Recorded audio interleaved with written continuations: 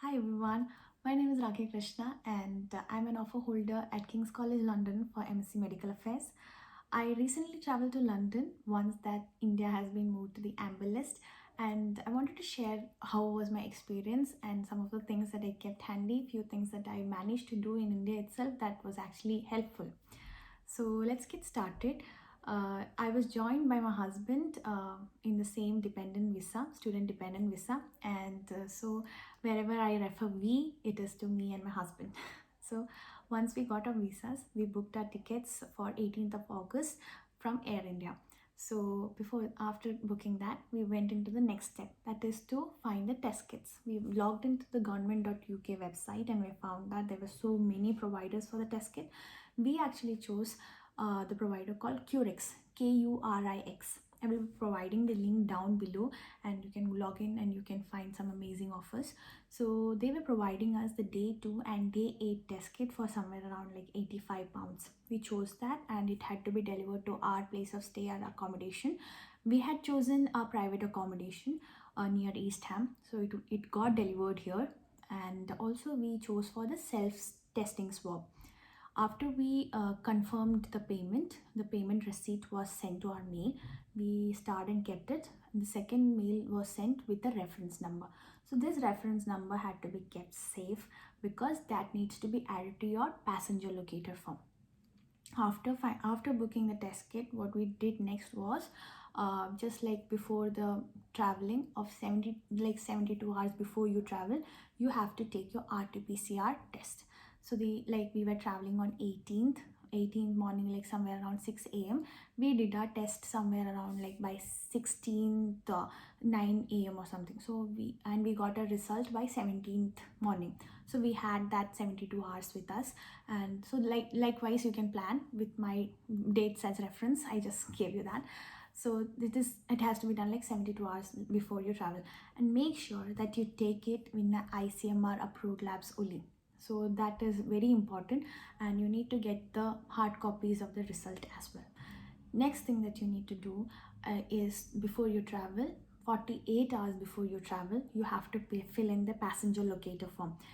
So in the passenger locator form, they ask you like variety of questions, like whom are you going to stay with, who is going to come in contact with you, like what is your reference number from the test kit that you have brought, you have to add in there. Then there is a question like, have you been vaccinated? So there is a confusion, like we have got vaccinated in here in India, like should we get vaccinated in UK, like is it accepted? So we wanted to avoid that confusion, and we followed the guidelines. And there were so many questions, so many checkpoints that they had asked us, but so we did not comply to any of those. So we said that we were not vaccinated, and to avoid the confusion we provided no. And after this all things have been filled, make sure that you take the hard copies of the passenger locator form, your RT-PCR, your test kits mail, the order confirmation mail, as well as your reference code wala mail. These four things needs to be kept handy. Please carry the hard copies of all of these. Next thing, while you travel, please make sure that you have your passport, your visa vignette that is there inside the passport, and as well as the visa letter that you get with your visas. So that needs to be shown to the immigration. So please carry that, all of these along with you. After that, after doing all these, so these are the checkpoints that I want you to do. First, book your tickets. Then after that, book your test kits. Later on, like before you travel, 72 hours before, please do the RT-PCR. And after like 48 hours before you travel, please do fill in the passenger locator form. So these things have to be done. Please carry their hard copies with you. It is helpful. And along with that, please carry all your visa application, whatever documents you have submitted for the visas application, please carry them along. So that's really important. It includes your bank documents and your studies, all the documents. Please carry them along. IELTS paper, anything could be asked. Nothing was asked to me, but anything can be asked at that point of time. And also, to avail the Air India student offer, you are supposed to carry your CAS as well as the offer letter. Surprisingly, I didn't carry my offer letter because the page had like 12 to 13 pages, and I wanted to avoid the weight, and I kept it outside, and that was a big mistake. I regret doing that. So somehow there was a sweet guy sitting in the Air India, and he just gave me the offer with my CAS letter. But they had asked for the offer letter. Please, if you don't like, we don't want to take any chances like right there in the airport. We don't want to be like questioned, and we don't want any confusion. Please carry your offer letters as well as the CAS with you. So these are some of the points that you need to take care, and I have written down all the points so that I don't forget. So Air India offers you a student offer. So along with the 23 into 2, you can carry one more 23 wala luggage. So the dimensions and all varied from what they had told in the site. So but they didn't actually look into it. But the weights were exact for us. Like somewhere we weighed it at home, and we made sure that all the luggages were somewhere around 23. One of them were slightly more than 23, but since all the other weights were same, like exact, they let us in. So that is about the 23 Air India offer. For availing the Air India offer, they just ask you the student letter, student offer letter, as well as the CAS. So please provide that, carry that along, so that you can enjoy this first offer that you get as a student. Then after that, yeah, what all food items did I carry here? I bought bread, buns, then sugar, a little bit of salt, then tea powder, coffee powder, and some half-baked chapatis and parotas like you can bring. And I carried aval. Aval, like it is there in Kerala, we carry aval. If you translate in the North Indian parts, you can make it as a poha. You can carry that. Then some friends were asking like, can we carry theplas? I think yeah, you can, but make sure that you carry all of them in your luggage, not in your cabin baggages. Please carry them in your check-in bags, so that yeah, that makes your life easier. Please don't carry dairy products, milk, then poultry, meat, egg, and such stuffs. That's strictly banned. You can, when you land in London Heathrow, like they are going to question you for that. So please don't carry them. And you can bring such stuffs like the ones that will help you survive, and ones that you like. Please bring jams, peanut butters, and stuffs. So that is actually helpful. Then telling about our story on the day of travel. So like I mentioned, we had filled all our test kits, the locator form, the RT-PCR, all the hard copies are there with us, and we traveled to the airport on 17th of August because it was night, and we reached the airport at 18th morning from Kochi. So the from Kochi, it was like a 10-hour flight to London Heathrow. So we reached there at like somewhere around 6 a.m. The flight started, and we were there, and we reached London by somewhere around 11:30ish. But the time back in India was 4 p.m. or something. In the cabin, in the flight, I was asked to wear the mask, the PPE kit, the shield, everything. So they were strictly following all the COVID protocols. So and I was hand sanitizing everything. They gave us food like 2 times, the breakfast as well as the lunch. So in meanwhile, to like munching, I had a lollipop, a perk, or a chocolate. So I carried that along. So if you that actually helped me like maintain my sane by while sitting for 10 hours. But in fact, I would say, since it was not a non-stop flight, it was a direct flight, things were better. Like you could just sleep off, and you wake up, you're there in London. So that was this condition. So when I came into the London, as I mentioned, it was like somewhere around 11:30. The weather was like slightly cold. It was nice weather, and I was just wearing my denim jacket, and my husband was wearing a full-on jacket. So that was the climate. I'm just prepping you up for that. And we rushed. We rushed into the immigration, so we didn't want to be in the left out in a long queue. So there was a queue, but the things were going very faster. So we reached there, like we had to like wait there like 45 minutes or something, and we reached there. The immigration officers were really sweet. I have to mention, big shout out to them because they were really sweet. So the first question they asked me was, which country are you traveling from? So we said India. So how do we know each other? Like that is to me and my husband. So we said we are related as husband and wife. Then show me your passport, and we showed them that. And one of the officers asked me like, which college are you going to study in? So I said King's College London. and so my husband was joining me in student dependent visa, and we were asked to give our fingerprints as well as a face scan. And one of the officer was kind enough to exchange some pleasantries like, "Are you coming from Kerala?" I said, "Yeah, I am coming from Kerala." So that was like really sweet. And next question they asked me was like, "Are you vaccinated?" So I said, "I'm vaccinated, I'm double vaccinated, but in India we use Covishield." So he said, "We are not sure about the Covishield because Covishield has not yet entered the system. So they are trying to process it. So why don't you go and contact the NHS by dialing 119, or you can log into the NHS app and talk to them. So maybe they'll help you out and they will tell you like whether you should get vaccinated here in London again or not." So we thanked them and we crossed the immigration and we were there. We got our baggages. We were out in like 15 minutes or 20 minutes. We were out in the London, and we had actually booked a airport pickup. So the airport pickup guy came. Was really sweet guy. Again, a big shout out to him. So from London Heathrow to East Ham, there wasn't like a direct route. So we just asked him like, "Do you actually take us through the will you actually take us through the central London?" So he was like, "Why not?" So he gave us a central London tour. So meanwhile we saw the London Eye, the Buckingham Palace, and it was, trust me, it was really beautiful for a person like me who has never traveled abroad. So this experience was like mind-blowing. I was awestruck. So that was the beauty of this place. Then after that we came here to East Ham, to our place. Our landowner, the house owner, is so amazing. Big shout out to him as well. So he helped us with luggages, and he helped us settle down, and he provided us with some rice and some groceries that we asked him upon request.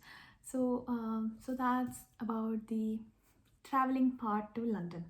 So one of the few things that I would actually recommend, like what I did, that maybe you can also try out, is since had to use the bank and the OTPs would come only to my number and not to my mail. I thought we found out that it was better to port to Airtel. So I ported both my numbers to Airtel, and my husband retained his Geo number. But what we found out is that Airtel works. Airtel works, and they I am still receiving all the numbers, all the lines, trends, offers as well. And so he's not getting anything. The Geo doesn't work. So that worked for us. And another thing that we actually regret doing was the currency exchange at the airport. Please never do the currency exchange at the airport because they can they can increase the rate too high. So that day the Google rate was somewhere around like 104. The guy charged us like 117, like out of the blue. So we were in a desperate situation. We had to go for the security check. We were like, "Chalo, le lete hain." So we took it and we went in. So I would recommend, like, please try doing it outside, like in a bank or in a Thomas Cook or somewhere. So that's better. So you have a say in the rate that they use. But in the airport, like, since you are in a very rush and you need to have some money in hand, you will end up paying the rate that they say. So please do that. And forex cards, I filled my forex cards. I use HDFC and ICICI, and I filled them with some money. So that actually, they say that it doesn't cost to while you swipe or while you pull out from the ATMs, but I'm not sure. Let's try it out there. Then yeah, what all did I bring? I brought flask, because flask is a must. It's like, it's cold here, but it's very hot for the people who are there in UK already. But I bought flask, I bought some bottles, and like I bought bed sheets, a blanket, a small blanket, then the overalls, the jackets because I had them, or sweaters. You can bring sweaters also. Some of the t-shirts, jeans, shoes, formal pants, and a formal jacket I bought. Then few socks, enough socks, caps, and if you can, like, buy a gloves, you can have it ready. And those were some things that I brought. And then for the kitchen, like I mentioned, I have bought some of the things that are ready to eat. Yeah, I bought Maggie. Maggie is a must to have. Everybody should have Maggie. Please have it. Then Maggie, I bought Maggie, some masalas, the jeeras, some mustards, some grocery items like the tur dal. I didn't bring rice because I didn't have enough weight to carry that, because I had filled it with so many other things. I brought cooker, I brought mixie. Yeah, it's strange, but I had so much of luggage, like 23 into 3 plus for 23 into 2 for my husband. So we thought we can carry all of that. At the end of the day, after packing, we realized that we had no space to keep the rice. So please carry the rice with you. Then I bought frying pans, saucepans, and the serving spoons, all such things. And if you want to know like what all things I have brought in, like all in detail, I've created an Excel sheet and I'll drop it there below, and you can just check it out. If you have like missed out anything, please go through it, and maybe you will also find that yeah, I didn't bring that. Universal adapter is a must. You please have it. I have got like 4 or 5 of them. Please bring as much you can, but you can buy it here also, but for like initial use you can have like as many you want. uh, Next thing is medicines. So I bought medicines like paracetamols, the tiger balms, the Vicks, the other OTC medications. The OTC means over the counter medications. I'm in a pharmacist. So I'm trying to talk in that term. Sorry about that. OTC means some of the things that don't require prescriptions. So the paracetamols and stuff don't require prescription. You can like bring it as it is. But the things like the antibiotics or the eye drops, the ear drops, or the condition specific medications, like for any condition that you are having, you need to bring the prescriptions. Please carry your prescription.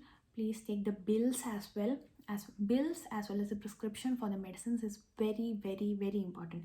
Please carry your medicines in the cabin bag, so that if there is any questions, you can like show it to them, as well as the prescriptions also you can show to them. You can also show the bills as well. So please carry the prescription and its bills along with the medicines. So that's a must. Then yeah, for the toilets I bought toilet rolls, wet wipes, and a mug.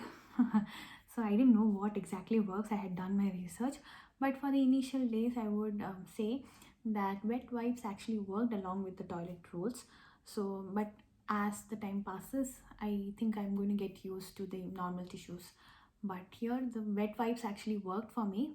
I think you can also try that hack. Then we called up the NHS. The NHS, I called the number 119, and I told them that I was traveling from India. I had just reached UK. I wanted to know about the vaccination status. I have already got my vaccination from India, that is Covishield, double vaccinated. So they said that you don't need to get vaccinated here in London again, but we are trying to include the Covishield into the system, and they will let us know like what is the progress, and within like few weeks we will be able to know. But as of now, since India is there in the amber list, and since Covishield is not yet in their system, we have to quarantine. We have to quarantine for 10 days in our accommodation. There is no other go. We have to do that. Then also I was asked to register with the GP, that is the general practitioner. So I found that the nearest GP who is there here, and I registered with him. I've sent my mail, all my details, and have sent him a mail. So they are processing it, and they let us know in 2 days like what is the process and what is the status of the process. And I am going to show you, since this is my second day here in London, we have to take the COVID test, that is a day 2 test. So I'm trying to show you, this is how the test looks like. This is the box, and when you open the box you can tear it here, and when you open the box there are two boxes like this. So I had already done my test, so there is only one box here. There are actually two boxes, and so I'll just try to open this box for you guys. So once I open, these are the contents in here.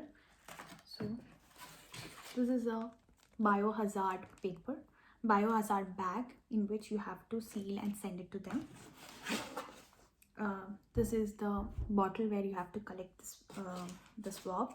This is the swab.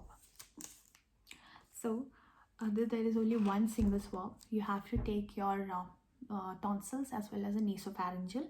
So what you have to peel it here. You have to open it without touching anywhere. You have to pull it to the insides where your tonsils would be.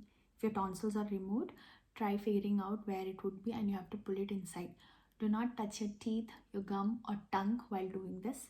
So that is very important. Then with the same swab, you have to put it inside your nose.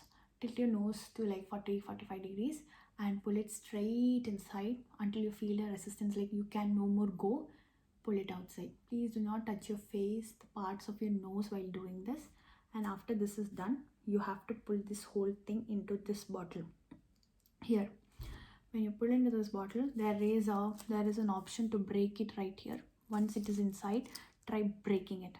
So it will be there inside, and you can like tightly close the lid, tightly close it, and you have to put it into this bag. This is the transport biohazard bag. You have to put it inside along with the absorbent pad. Along with the absorbent pad, you have to put it inside. Once all of this are put inside, you have to close this whole box. So this box gets closed. You have this pamphlet which explains like how you have to do it, and if you are still not sure like how you have to do it, please go into the YouTube and you will find a NHS doctor actually explaining like how to do this. That's how I found. So I wanted to show like how this looks like. And after that, you will find that there is an envelope. There is a carton made envelope here. So in this envelope, you have to pull this out. There is a sticker right here, and you have to put this box inside. And once that is done, so that's closed, and you have this. Ta-da! So this is the box, and you need to put it to the Royal Mail box. So the ones that you see in India, the old times, the red color mailbox, instead here they have it in blue. You have to put it into that, in the priority mailbox. And meanwhile, while you're doing this, you have to go into your provider's website. There will be a link provided in the mail. So you have to go in there, and you have to fill in the details. That is each test tube. The tube will be having a number which starts like some DI00 or something. So that needs to be entered, and you have to tell from which place you are trying to post it, and such details will be asked. So that's simple, you can just do it. So that's how you do the day 2 test. So we just did that. We are going to post it. We may not be going. Our house owner, he will be taking it from us, and he will go and drop it in the nearby mailbox. So that's how we are going to do that. I'm not sure like how people who are not having any help or any assistance are going to do that. We will try to inquire it here. So maybe I'll put the details in the group or chat boxes where I can do that. These are some of the things that worked for me. So on a brief, I want to I want to remind everyone that please carry your passenger locator form, your RT-PCR negative form, and negative result, as well as the test kit confirmation mail, as well as its reference number. All of this in hard copies, along with your passport, your visa letter that you need to show at your immigration, and your CAS letter, your offer letter, and all the things that you submitted for the visa application, along with your bank details. And yeah, that's about it. That's some of the things that you have to do, and following these would make our travel to London easier. So that's all I can remember of. And all the medicines and prescriptions and all the clothes and things that you need to bring, some of the things that you can carry to like eatables. Don't carry fresh fruits and vegetables, not allowed. The dairy products and stuffs, not at all allowed. Meat, poultry, not allowed. So just do that and follow the rules, and stay safe. Like even in the flight, please try to cover yourself, because if somebody gets positive, that's also going to affect us. So please be safe there. Carry your mask is very important, because nobody like, it's not mandatory here to wear mask, but to protect ourselves as well as the people around us, to take care of everyone. I think we should try wearing the mask, and mask and sanitizers are actually on the pricier side here, so please bring it from India, so which is actually cheap there. And that's about it. So I want to like wish everyone a happy day, and you are hope you're all staying safe and enjoy your days with your parents and loved ones while you're there in India. And let's see each other like in real when you come here in London. And that's about it. Bye bye.